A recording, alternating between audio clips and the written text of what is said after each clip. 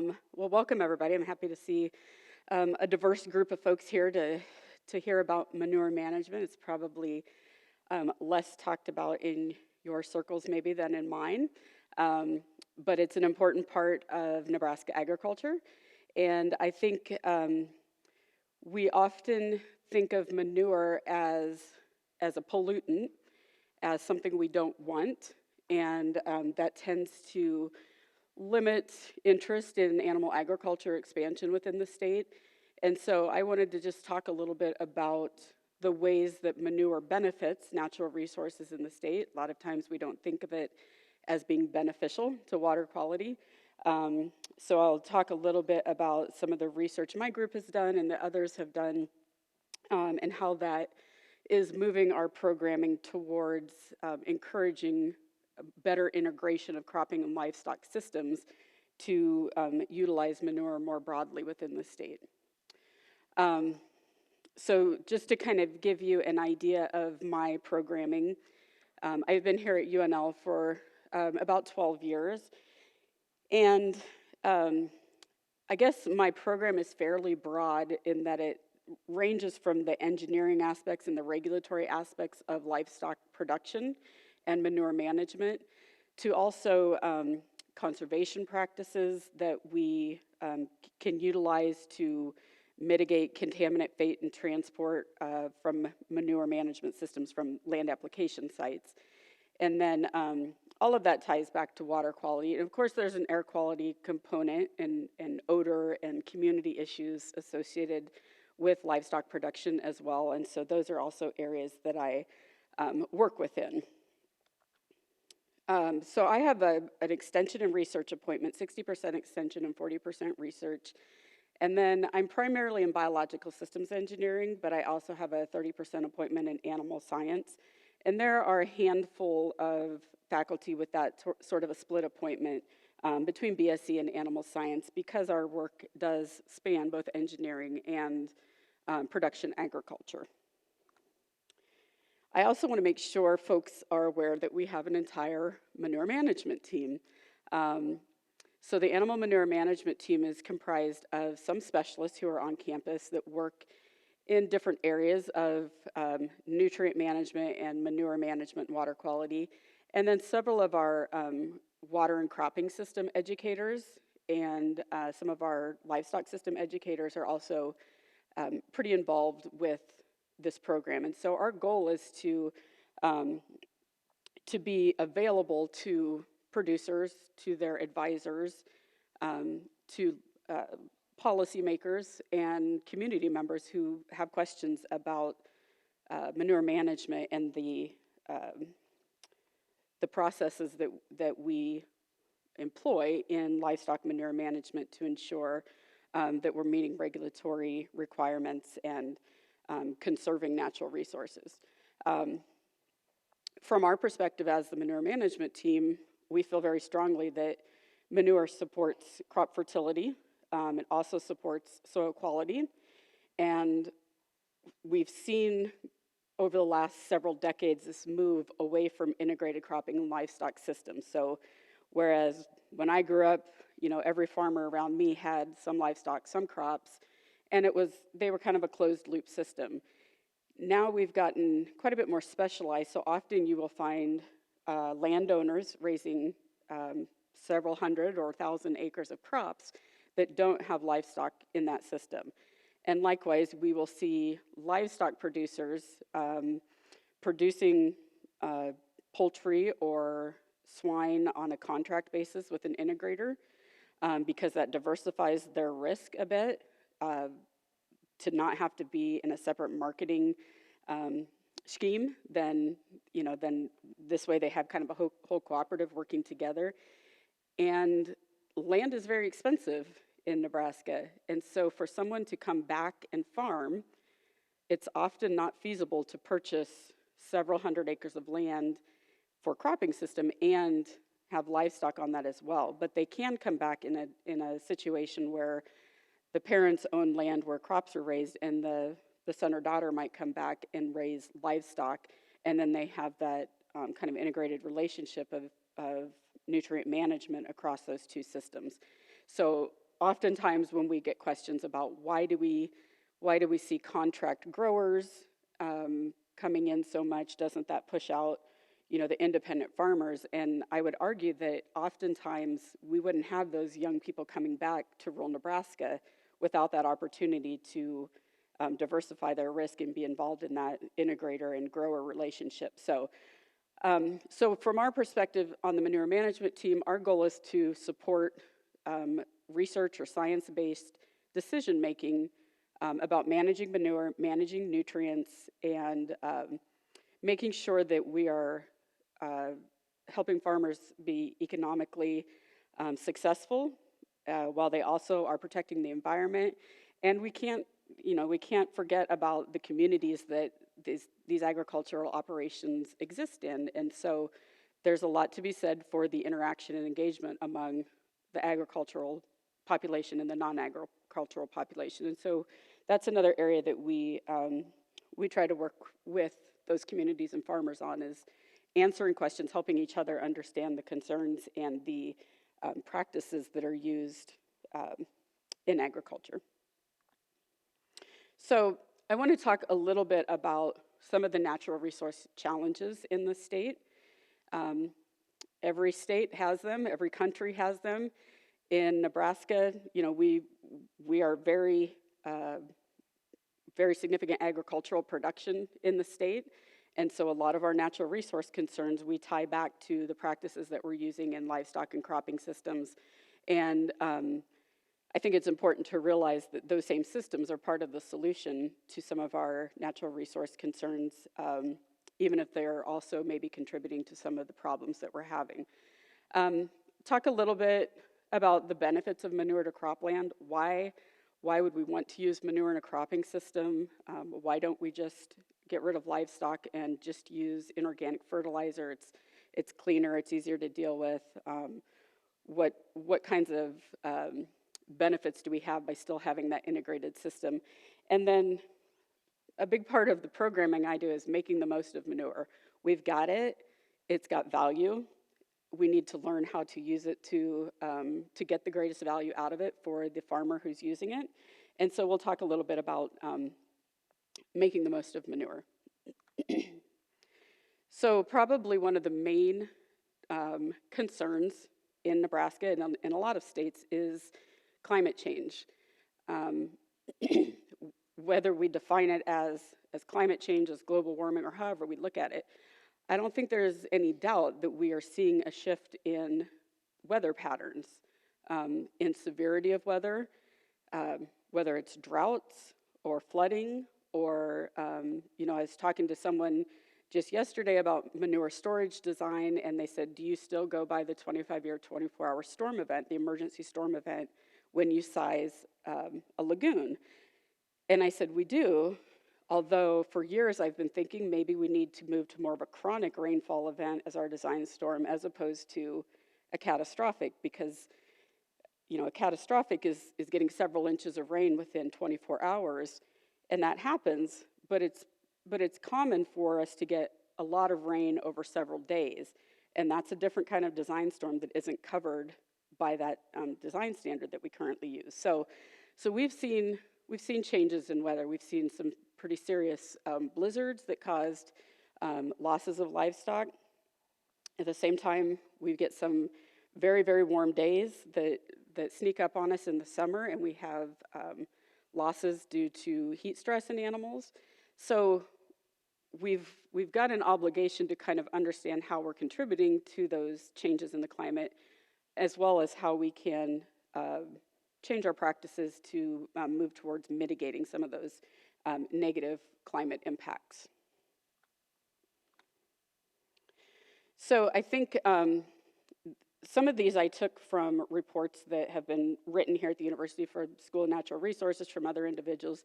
But in general, I think what we need to think about is we need to conserve and manage our habitats. That's a big deal. If we think about the One Health perspective of the global population, the interaction between the people, the animals, the environment, and how we're all really connected, and how the health of one of those areas is connected to the others.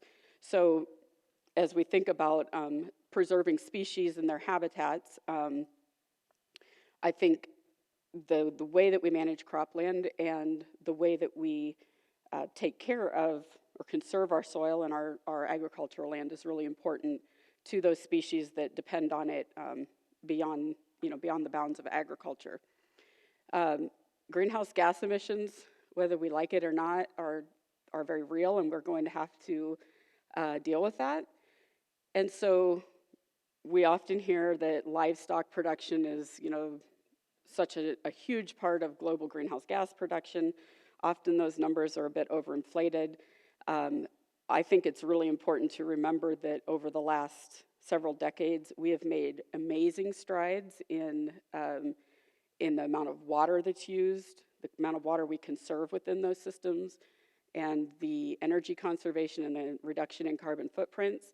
I have farmers tell me, I was carbon neutral before carbon neutral was cool, because I've been doing all of these things that people are just now realizing are beneficial for sequestering carbon in the soil.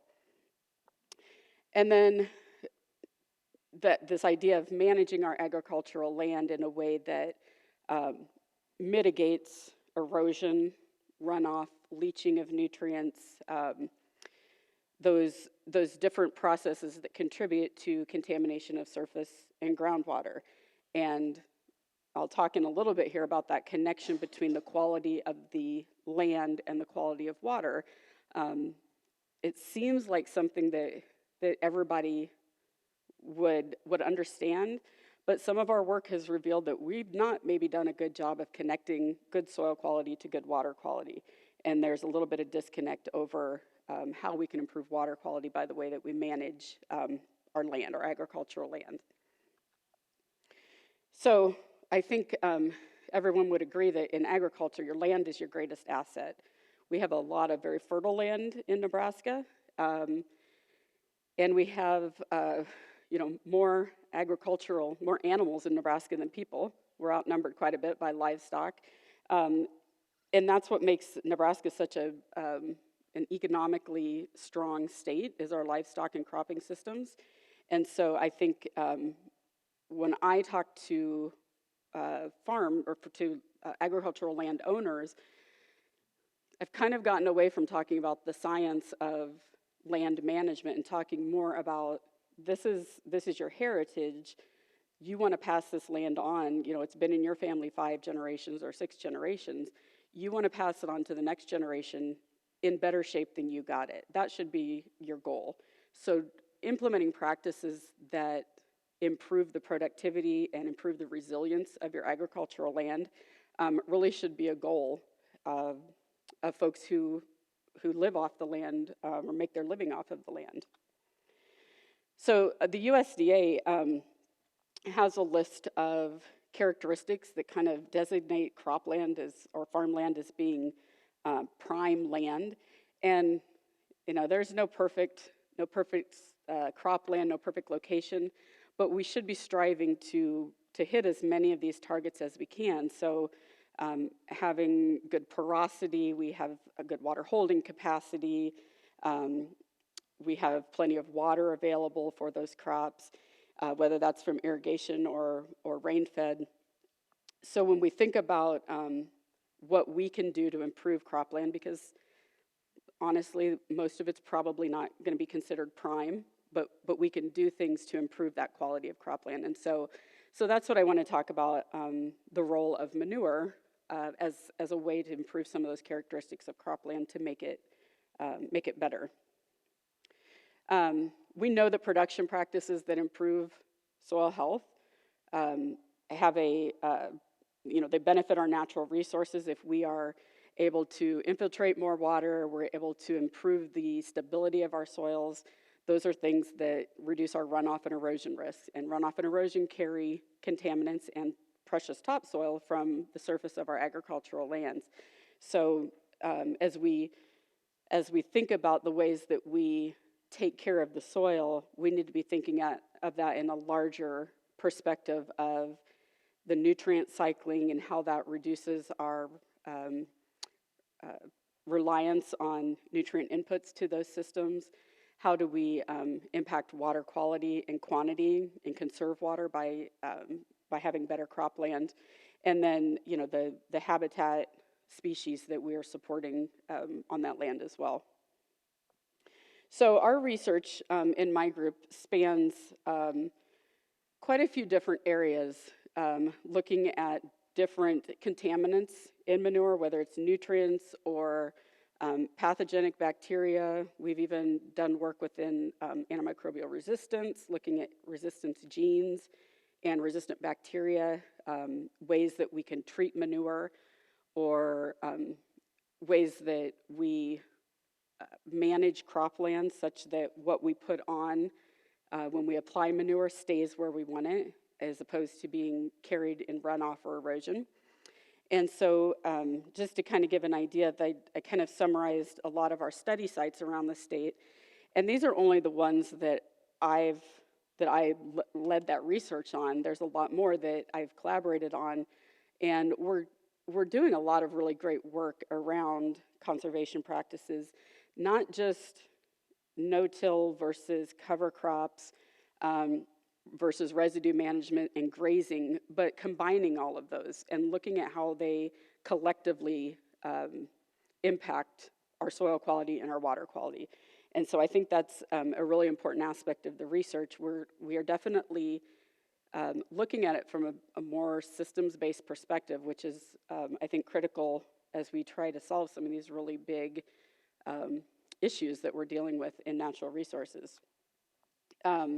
Just kind of summarizing some of our data and data from others, we know there's a lot of benefits from manure. We get better aggregate stability in our soil, which reduces erosion risk, better infiltration capacity. We have improvement in our soil biology. Soil biology is a big driver of ecosystem services and the quality of that system.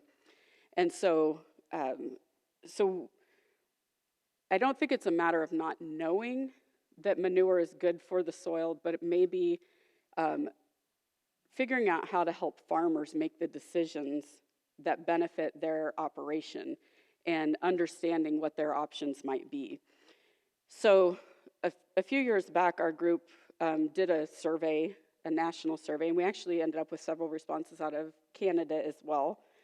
But we were targeting users of manure, so livestock farmers, crop farmers, and then the people that advise them, trying to understand what do they see as benefits to using manure in cropping systems and what are the barriers. So if you use it, why do you use it? And if you don't, why do you not use it?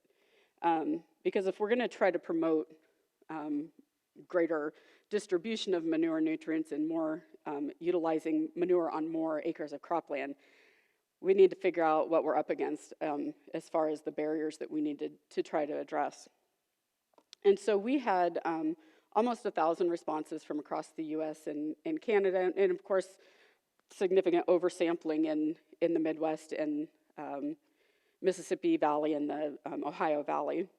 But we got a lot of good data from advisors that ranged from technical service providers and agency personnel, NRCS, our regulatory agency, and then also our educators and specialists within Extension. So I just wanted to share a little bit of the data, and my eyes are not going to be able to read the data that I have down there, but kind of share some of the broad outcomes that we had from this. One of them was we wanted to really understand what do these different demographics within agriculture think do they feel confident in their knowledge of? So, do you feel confident in understanding how manure might benefit or harm soil physical properties, soil biological properties, crop fertility, the environment? And overwhelmingly, most of our farmers, crop farmers and livestock farmers, says, yeah, I get the value of manure. I know how it affects these things. I feel pretty confident in my knowledge. And then we also asked the advisors, how knowledgeable do you think your crop farmers and livestock farmers that you work with are about these topics? And it was interesting that they tended to rate those clientele as not as knowledgeable as maybe the clientele think they are. So we're trying to dig a little deeper into that and understand, is it Is it a communication issue? Do you not, or do you make an assumption they don't understand those principles? Or is there something that you're learning from them that enforces that idea that, maybe we need to do a better job of talking to those landowners and sharing exactly how manure impacts those systems. What I found interesting, we asked all of those individuals collectively to rate how beneficial or harmful manure is to different aspects of the environment and the cropping system. And overwhelmingly, they said manure is at least slightly beneficial to crop fertility, to soil health, or soil biological properties, soil physical properties, crop yield. But then when they got to environment, they were a little cooler on that one, not quite as excited about manure as being beneficial to the environment. And so that's kind of what got us back to this idea that we're not doing a very good job of connecting really good soil quality to better water quality. And I think part of the problem is when we think of manure, we think of stories of discharges of manure, or we think nobody tells them how much manure they can put on, so they're probably overusing it, and it's contributing to pollution. So I think we have a job to do from that perspective of tying soil quality and water quality together better, and helping tell that story of how manure is used and why they make the decisions they do. This just breaks it down so you can see by demographic, by group, how they rated it. And again, overwhelmingly, they see the quality of it to soil and to crops, but they see it as harmful or at least not beneficial to the environment. And so, as I said, we need to bridge that gap between we want to improve soil, we use these inputs to our cropping systems following best management practices, whether we're working with organic or inorganic fertilizer, the output should be water quality benefits. And so we see that in our research. We need to demonstrate that better in our outreach, I think. So just some of the key points that from our research and from others, there's tons of research going on related to soil health. Soil health has been around for a long time. We just didn't really talk about it a lot until, 10, 15 years ago, and the NRCS really started pushing soil health as a concept. And then we kind of started tying in all this work we'd done over the years to this idea of soil health, maybe not just to chemical properties and physical properties, but really that overall health of soil. But we know as a rule that if we have a diverse ecosystem, whether it's our ecosystem around us or under our feet in the soil, the more diverse that biodiverse that ecosystem is, the more resilient that system is to external forces, the more likely it is to bounce back from negative events, so drought, flooding, and those sorts of things. So we want to build a more resilient and more resistant soil ecosystem, and manure is a big part of being able to do that. We see greater soil aggregate stability when manure is used.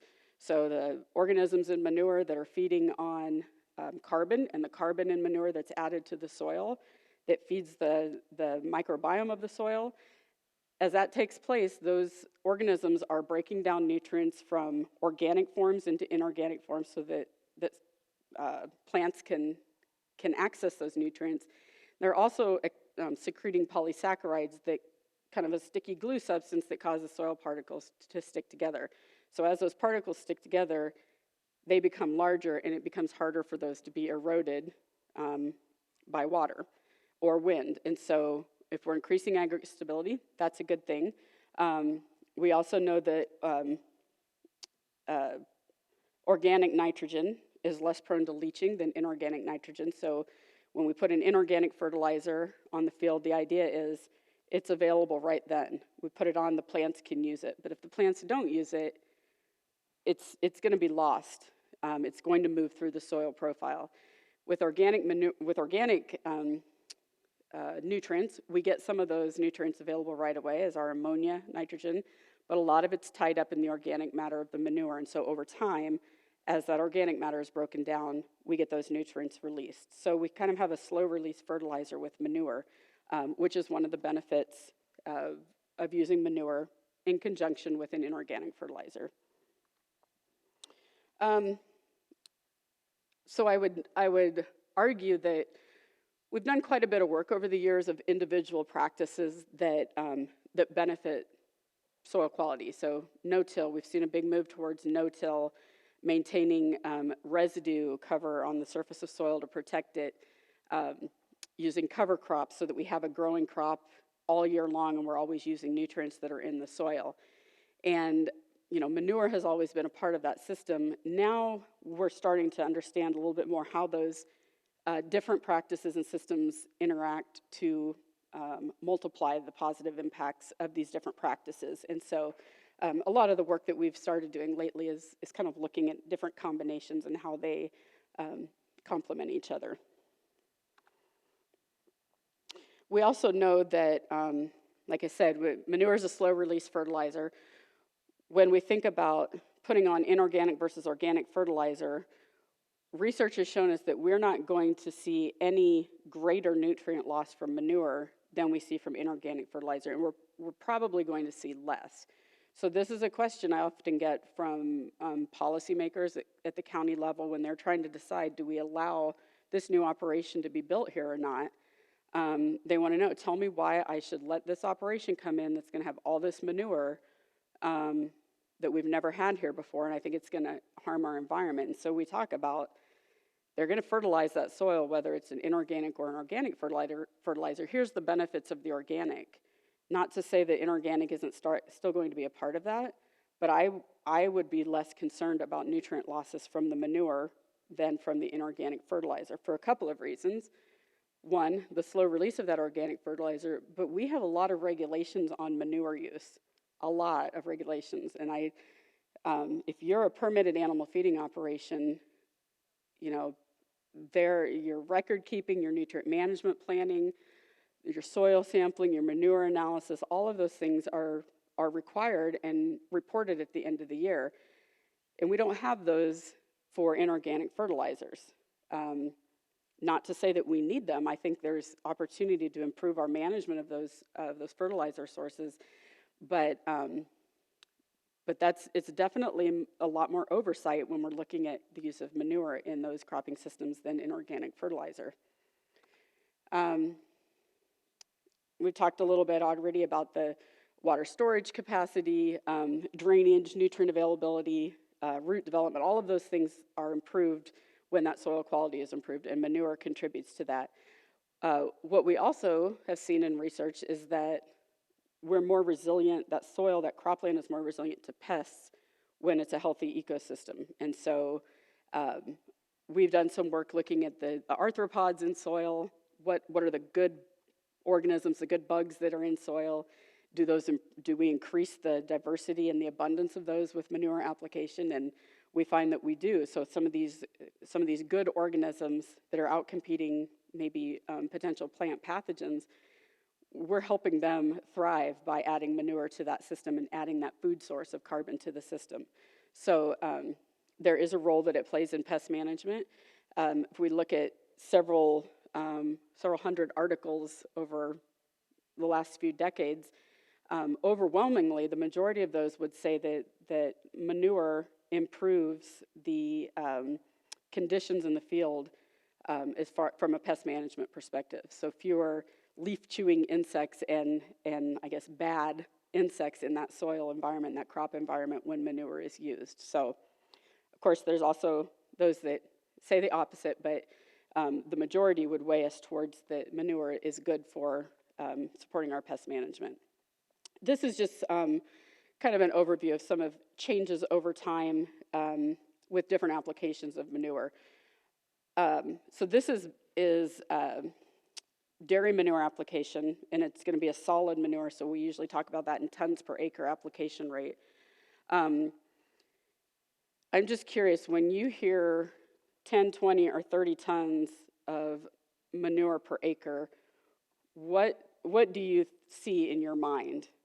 you know, 30 tons per acre, is that an inch thick on the soil? Is it 2 inches thick on the soil? Do you see it as a lot of manure that's going on there?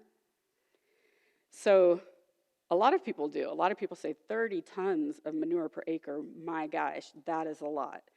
So we actually did some work a couple years ago for Husker Harvest Days, and we made these little models of, here's 1 square foot, and we had these little crystals of different colors that represent our organic matter and our nutrients, and we actually applied them, put them on at a rate of 10, 20, or 30 tons per acre.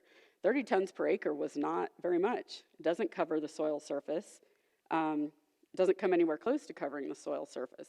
So part of what I think we need to do a better job of, and we've been working on, is helping people understand what these application rates really look like. Now, a big application rate is when I was talking to an organic farmer who told me, well, we put on about 100 tons per acre of beef manure whenever we can get our hands on it, and I just about fell over. And I said, did you say 100 tons per acre? And he said, yeah, is that a lot? And so I talked to him quite a bit, like, I don't know if you soil sample, but you really should, because you're putting out a lot of phosphorus on that soil, and your crops are not using all of it. So 30 tons per acre sounds pretty good when we compare it to that. But again, that's a situation where they're not reporting their nutrient use to a regulatory agency the way that a permitted animal feeding operation is. So, you know, they don't necessarily need to understand what a reasonable rate is. They're not reporting that to anybody. So I found that interesting. Now every time I see him, I tease him about that. And he thanks me for not calling him out in public by name. He knows now that's kind of an excessive rate. But so just kind of summarizing some of those benefits to manure and cropping systems.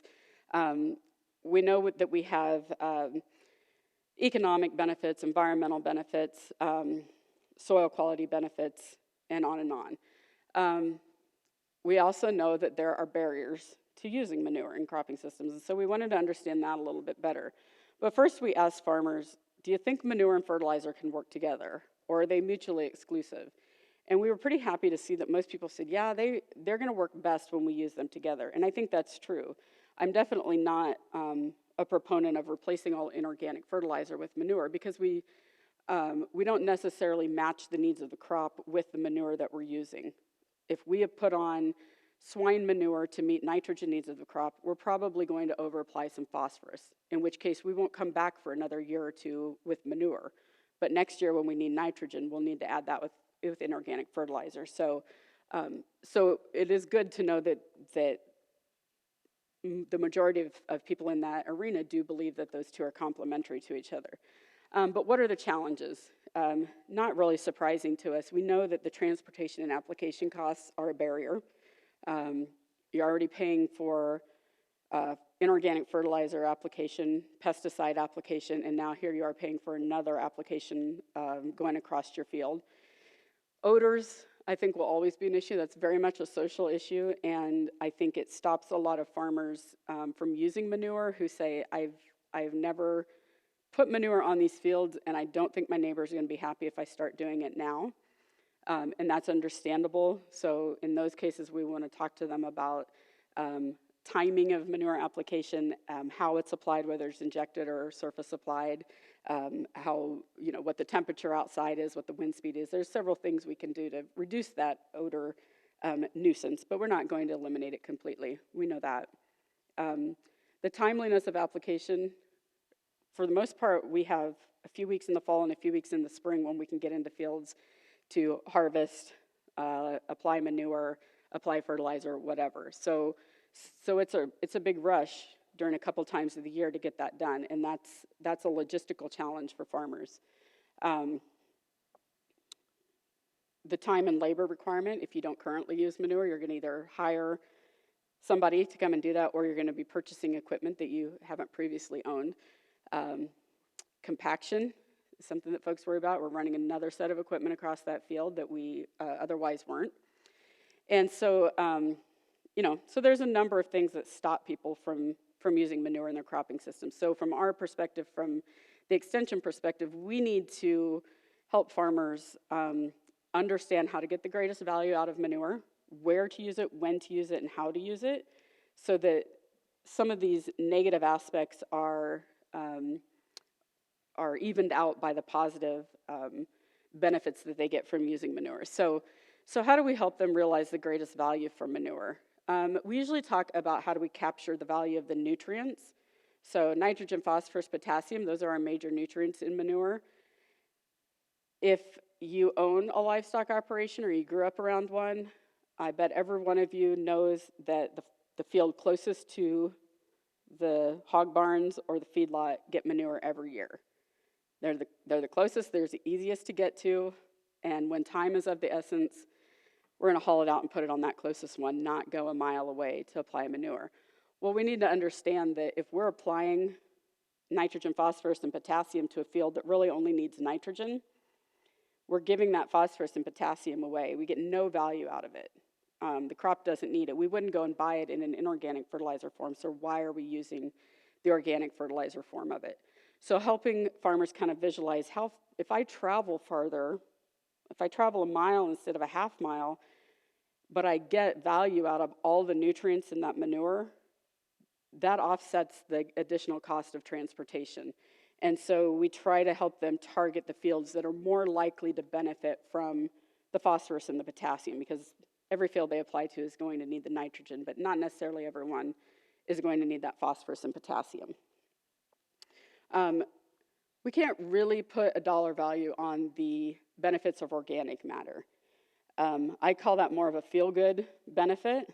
When I talk to landowners about adding organic matter to their soil, I have to tell them this is not a sprint. You're not going to put it on this year and see amazing benefits a year from now. This is something that's going to take time. You're going to build that quality of your soil over time. And that's not an easy concept to latch onto, right? Sort of like telling somebody, if you quit smoking today, you won't have cancer tomorrow. Okay, yeah, I would quit smoking today to know that tomorrow I'll be okay. But if you tell them, if you quit smoking today, 20 years from now, you're going to be healthier than your counterparts who still smoke, well, that's a long ways off, and maybe that won't happen to me. So it's really hard to project an outcome over the long term and convince somebody to make a change now. So one of the things we really try to do is demonstrate those short-term improvements in soil quality that result from manure application that give them, motivate them to keep using that, and knowing that in the long term, these small incremental changes are going to lead to bigger improvements in their soil quality. Soil microbial activity we talked about, and soil aggregate stability that are benefits from manure application. That's one of the benefits we talk about from an organic matter standpoint. We want to target fields that have issues with ponding or crusting, that are low in organic matter, have low activity, microbial activity in the soils. There's a reason when you want to go fishing, you go out and you dig a hole in your garden to get earthworms, right? Because we fertilize the heck out of our gardens with, I do with manure and organic materials. That's where, that's good soil. You're not going to go dig in the middle of your lawn where you maybe don't fertilize as much, because you're probably not going to find too many earthworms there to use for fishing. But same principle applies in agricultural fields. The more we take care of that soil and feed it, the higher that biodiversity of organisms will be in the soil. We've known for centuries, for millenniums, that manure is a source of nutrients, and it's only been in the last several decades that we've kind of moved away from that, when we had inorganic fertilizer come along that offers a cheaper alternative. It's easier to handle. You can kind of order up the exact amounts that you need. And it kind of moved us away from understanding the value that manure had in those systems. So our goal is to try to get back to recognizing it as a beneficial input as opposed to a nuisance or a contaminant. I wanted to share, as part of our extension program, some of the ways that we help farmers engage more in conversation about using manure. So this is a tool that was developed 5 or 6 years ago now. we've got a lot of other states that are replicating this. It's been really a successful teaching tool. But essentially, we call it the manure mapping exercise. But we put out a map, and we have different fields on it. And the farmers that are attending these trainings sit around and they analyze what does this field need? How far do I have to travel to get to it with my manure? But what does it need?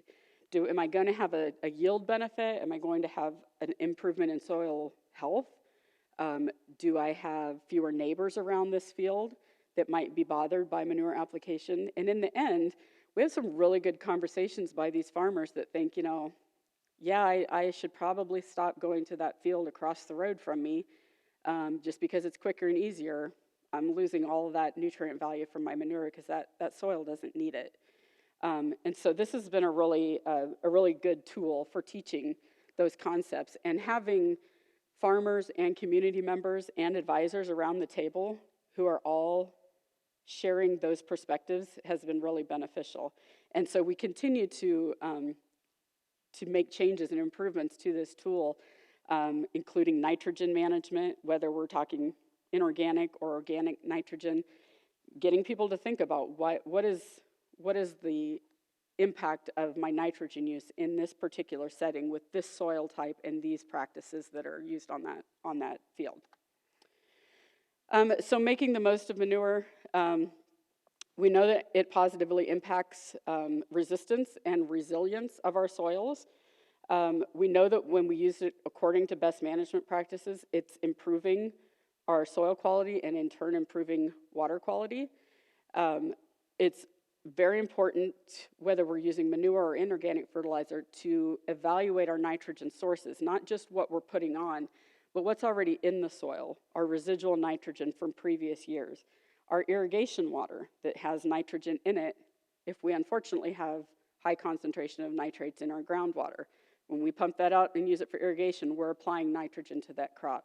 So we really need to think more broadly about all the sources of nitrogen and then cater our practices to only adding what's really needed back in that system to maximize the agronomic delivery of the agronomic nutrient value to those fields. And I think that integrating conservation practices is a big part of that. Manure is not going to replace inorganic fertilizer, we know that. But manure in combination with cover crops and enhanced efficiency fertilizers, we see benefits. We see reductions in our nitrogen inputs and reductions in our nitrogen leaching when we're doing all of these things right. And so the goal is demonstrating to farmers that there's a low risk associated with implementing these practices and a high probability of return on that investment. Some of the things that we put out as our manure management team centers around what I call minding your manure manners. So if you are a permitted animal feeding operation, you have rules, very strict rules you're following as far as your nutrient management planning, your soil sampling, your record keeping and reporting. But just because you don't have that permit, if you're a smaller animal feeding operation, or you are someone who gets manure from an animal feeding operation and applies it to your farm, there's no reason you shouldn't also be following those same best management practices. And so and crop farmers probably feel like I'm scolding them when I'm telling them, mind your manure manners. Don't use it without really understanding the value of it, or you're losing, you're investing money in that product and not getting all of the value out of it. And manage it in a way that is not negatively impacting your neighbors or the environment. So that's my mom moment with those audiences is do the right thing even when nobody's looking. We have a number of resources online for decision making, everything from people who are looking to evaluate a site for a new animal feeding operation and understand the social, environmental risks in that area. But we also encourage our community members and our policymakers at the county level to use that as well. There's no reason they shouldn't understand that site as well as the farmer who wants to raise livestock there. Odor footprint tools, some of these you're probably familiar with. trying to get them into more usable formats online so that those tools are readily available and easy for clientele to use. So I'll leave you with this last slide, that soil doesn't get better by chance, it gets better by change. And we've built a pretty good social media presence with the Manure team over the past several years. I was telling Ann before we started here that I'm not a social media person. I don't get on it. It's just not part of my daily life, but I know it's part of a lot of people's daily lives. And so we've really worked hard to build that presence of always putting that information out there in a timely manner when people are thinking about nutrient management or getting ready to plant or getting ready to harvest. And so I think we've done a pretty good job of sharing these messages that kind of are getting people thinking more about implementing other practices that they maybe haven't considered in the past. So with that, I will wrap up and take questions and comments from you all, but I appreciate you giving me the chance to talk for 45 minutes about manure, because it's such an awesome topic, right? And my kids don't like to hear about it around the dinner table, so it's nice to have an audience that comes willingly to hear about it. So thank you.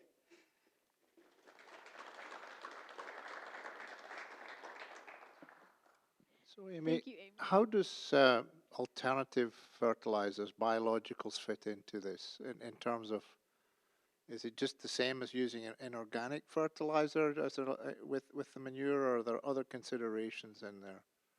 So biologicals, we haven't done a lot of work with soil biological additives. I kind of think of them similarly to biological additives that we hear about for manure storage systems. There are a lot of products that claim to improve the biological activity of your lagoon, your manure storage pits, and break down solids and retain more nitrogen. And folks who use them, some folks would say they work really well. The research there isn't as convincing. But we haven't done a lot with the soil biologicals. I think they're new enough that we're more focused on the natural biologicals of organic fertilizer, and then also the enhanced efficiency, the nitrogen inhibitors and those things that work well with inorganic fertilizer to make that nitrogen a slower release to the crops and give us less opportunity for leaching of nitrogen. We know those are effective. We know they're not very effective with manure because, again, we've already got an organic form of nitrogen in that source. So we have not done a lot on the biologicals side.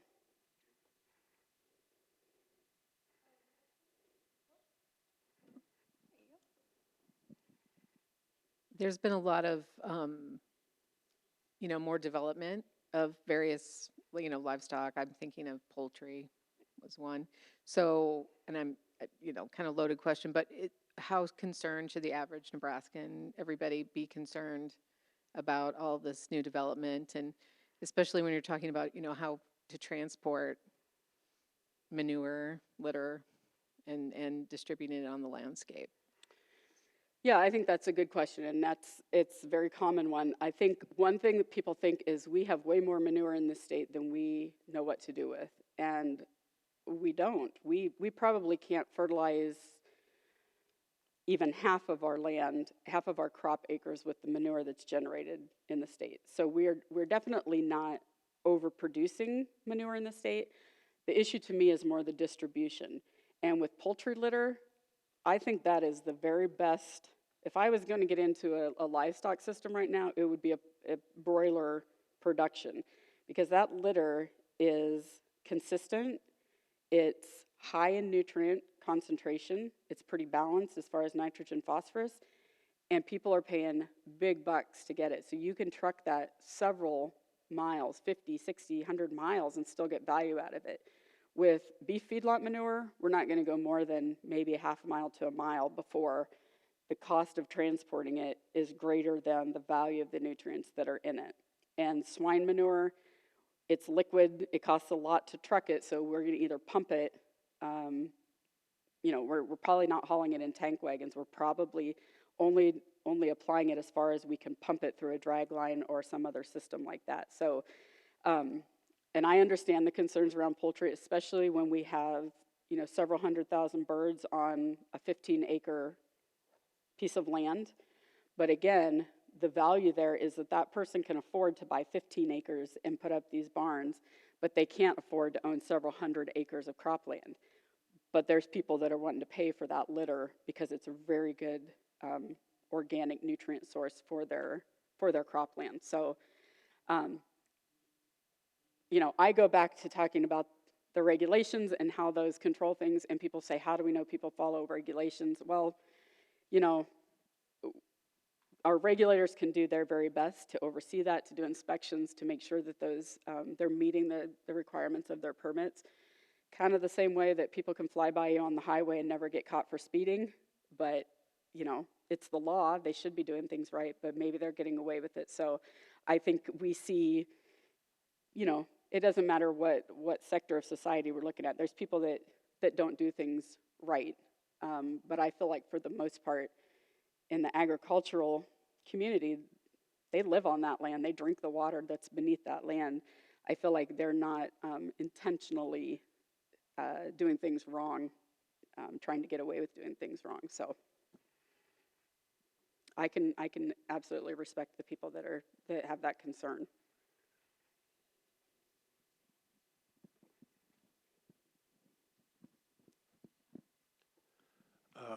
First of all, thank you for your presentation. I learned a lot about manure that I was like really like kind of like surprised about. But just thinking about the supply chain, at least my understanding is that like you have producers who are producing these large volumes of manure, and the people that they're trying to get it to are like exclusively crop systems. Is there like a way that you can process the manure to make it easier for transport? Like, can you like dry it and turn it into pellets? Or like, I guess I'm just trying to think is how can you make it easier for transporting? Yeah, that is an area of research that when somebody figures out a very economical way to dry manure or reduce that volume and make it more transportable, they're sitting on a gold mine, because that's just it. A liquid manure we can separate solids out of it. We don't necessarily get all, when we take solids, we're getting a lot of the phosphorus. We're not getting all of it. We're losing a lot of the nitrogen that's left in the liquid fraction. And then if you have to put the energy into drying it, pelletizing it, however you may do that, by the time you've processed it that much, you can't afford to, nobody's going to pay you enough to make up for what you put into producing that product. So there is a lot of research looking at ways to capture particularly the nitrogen, the ammonia nitrogen in manure. That's the part that is volatile and is going to be released to the atmosphere if that manure isn't covered or injected in the soil. So if we can figure out how to hold on to that and then keep it in a form that it's available when we do go out and land apply it, there's some really innovative research going on in that area. And my hope is that someday we figure out a cost-effective way to do that. Although for smaller farms, I think it's going to be some sort of cooperative system. It's, the average producer is not going to be able to afford to do that sort of management of manure, treatment of manure on their individual farm. Places it's been successful are very large operations. Thank you.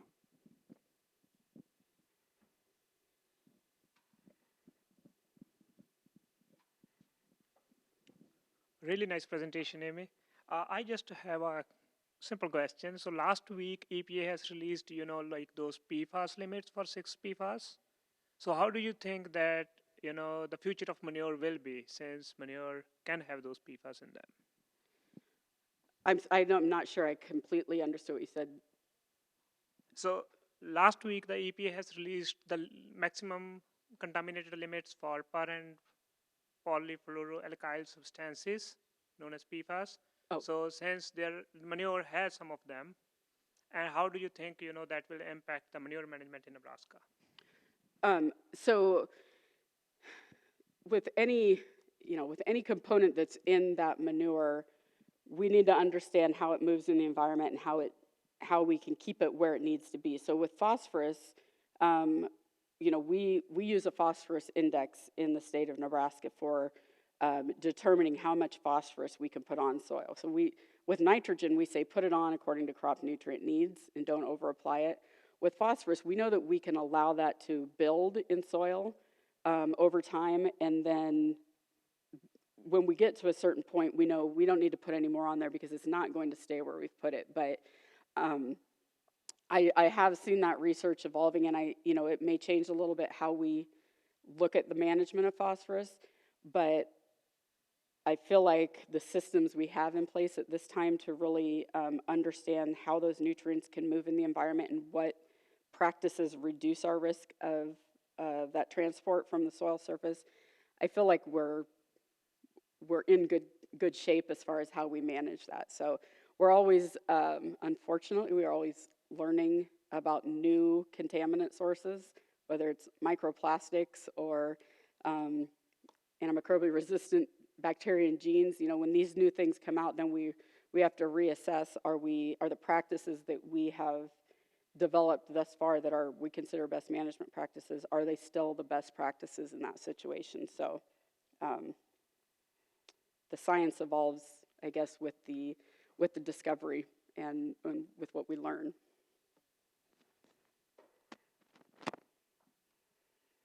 Any other questions before? Oh, here you go.